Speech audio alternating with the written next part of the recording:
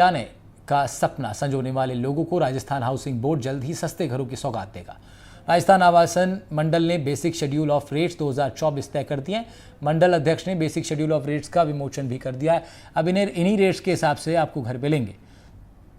BSR 2024 का विमोचन राजस्थान आवासन मंडल के अध्यक्ष टी रविकांत ने किया है। अब तक राजस्थान आवासन मंडल द्वारा आरएचबी बीएसआर 2013 पर कार्य करवाए जा रहे थे। अब बाजार दरें बढ़ने के कारण मंडल की ओर से आरएचबी बीएसआर 2024 को 1 जुलाई 2024 से प्रदेश भर में लागू कर दिया जाएगा। एनडीटीवी से बातचीत के दौरान क्या कुछ कहा है आयुक्त इंद्रजीत सिंह ने, सुनवाते हैं आपको। हर किसी का सपना रहता है एक सस्ते घर को लेकर, और इसी को लेकर जो आवासन मंडल जयपुर है उसके द्वारा एक नई बीएसआर का तकरीबन 10 साल के बाद फिर जारी की गई है। मेरे साथ आयुक्त हैं इंद्रजीत सिंह जी। सर, सबसे बड़ा सवाल यही है कि हर किसी का सपना रहता है कि एक सस्ता घर हो, रीजनेबल रेट पे हो। किस तरीके से क्या कुछ प्लानिंग रहेगी बीएसआर? देखिए, आप सब जान रहे हैं कि राजस्थान हाउसिंग बोर्ड द्वारा लंबे अरसे से राजस्थान के सभी नागरिक गणों के लिए प्रयास हो रहे हैं कि अफोर्डेबल हाउसिंग के उनके सपने को आगे बढ़ाया जा सके। 2.5 लाख से ज़्यादा आवास अभी तक आवासन मंडल जो है वो राजस्थान वासियों को सौगात दे चुका है। आज जो बीएसआर 2024 का लॉन्च हुआ है, ये अपने आप में एक बहुत कारगर कदम होगा आने वाले समय में क्वालिटी को भी और गुणवत्ता को और समय के ऊपर कैसे काम पूरे किए जा सकें उसको लेके प्रयास हुए हैं। तकरीबन 10 वर्ष के बाद जो हमारे बीएसआर रेट्स हैं वो रिवाइज की गई हैं।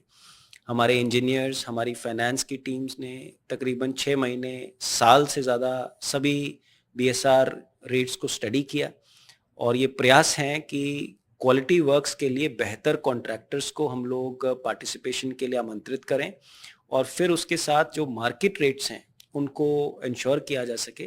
तो ये बहुत एक सिस्टमैटिक वे में हम लोग हाउसिंग बोर्ड को आगे लेके चल रहे हैं। आशा है कि इसके बहुत साकार जो परिणाम है वो हमें देखने को मिलेंगे।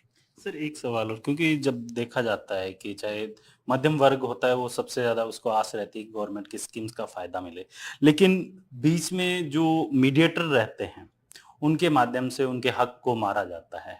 और अब 10 साल के बाद आपने जो रिवाइज किया बीएसआर रेट को, तो क्या कुछ फायदा मिलेगा आम नागरिक को? सबसे बड़ी बात है कि मध्यम वर्ग को। देखिए, जैसा मैंने कहा कि बीएसआर रेट्स अपने आप में एक रीढ़ की हड्डी की तरह काम करता है। जब हम प्रोजेक्ट को कंसेप्चुलाइज कर रहे होते हैं, किस प्रोजेक्ट की लागत क्या होगी, ये उस विभाग के जो बीएसआर रेट्स होते हैं उससे उसकी कॉस्टिंग निकाली जाती है। अगर वो कॉस्टिंग मार्केट प्रिवेलिंग रेट्स के अराउंड नहीं है तो स्वाभाविक रूप पे है कि जो कॉन्ट्रैक्टर्स आएंगे वो ऐसे हो सकते हैं जो कि किसी ना किसी स्तर के ऊपर ट्रांसपेरेंसी को और क्वालिटी को कॉम्प्रोमाइज करें। इसीलिए हमने ये जो बीएसआर रेट्स हैं इनको रिवाइज किया है।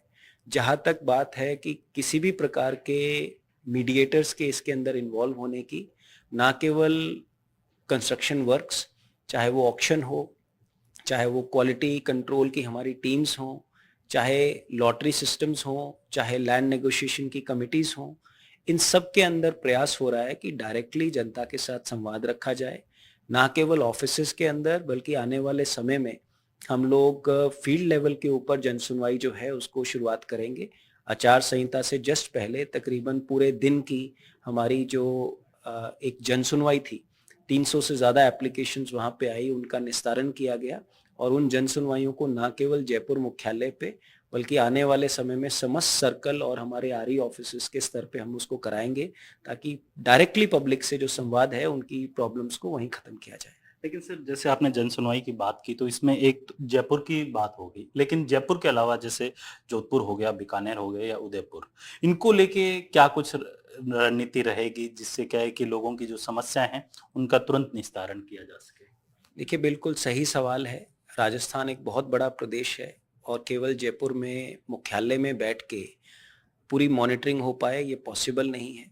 हमने व्यवस्था इस प्रकार से सेट की है कि हर महीने में 2 बार हम लोग वीसी के माध्यम से अपनी पूरी राजस्थान की टीम को जोड़ते हैं, जहाँ पे रेजिडेंट इंजीनियर स्तर के अधिकारी सब लोग जुड़ते हैं। वहाँ पे विस्तृत तौर के ऊपर कंस्ट्रक्शन जो ऑनगोइंग वर्क्स हैं उनकी एक एक प्रोजेक्ट की चर्चा होती है। कहाँ पे टाइम डिले हो रहा है, कहाँ पे किस प्रकार की समस्या आ रही है, वो देखा जाता है। और इसके साथ-साथ हमने अपनी सीनियर लेवल की जो मैनेजमेंट टीम है, उसको एक फ्लाइंग स्क्वाड की तरह गठित किया है और समय-समय के ऊपर गुड गवर्नेंस के बिंदु को लेके हम लोग बहुत ज़्यादा स्ट्रिक्टली विजिलेंट हैं, ताकि ना केवल जनता के काम हों, लेकिन एक बहुत प्रोफेशनल तरीके से हाउसिंग बोर्ड आगे बढ़े। कुछ ऐसे सिस्टमैटिक वर्क्स हैं जो हमें करने हैं, चाहे वो रिक्रूटमेंट को लेके हों, चाहे वो हमारे क्वालिटी कंट्रोल विंग को बेहतर संगठित करना हो। इन सभी चीज़ों को हाउसिंग बोर्ड बड़ा सिस्टमैटिकली देखता है। आने वाले समय में राजस्थान में अफोर्डेबल हाउसिंग की कैसी रिक्वायरमेंट होगी, उसको लेके भी हम एक फ्यूचरिस्टिक स्टडी करा रहे हैं कि कैसे बढ़ते हुए शहरों के अंदर आने वाले समय को देखते हुए राजस्थान में हम लोगों को लैंड बैंक भी डेवलप करना है, हमें अफोर्डेबिलिटी भी हाउसिंग की रखनी है। इन सभी पहलुओं के ऊपर कार्य चल रहा है। बिल्कुल, ये थे इंद्रजीत सिंह जी, जिनका साफ तौर पे कहना है कि आने वाले समय में जो जयपुर की जनता है, मध्यम वर्ग है, उनको अफोर्डेबल प्राइस के अंदर घर मुहैया करवाया जाएगा और जयपुर आवासन मंडल जो ट्रांसपेरेंट तरीके से जो अपने जो मध्यम वर्ग के जो लोग हैं, उन्हें जल्द से जल्द घर मुहैया करवाने की कोशिश करेगा।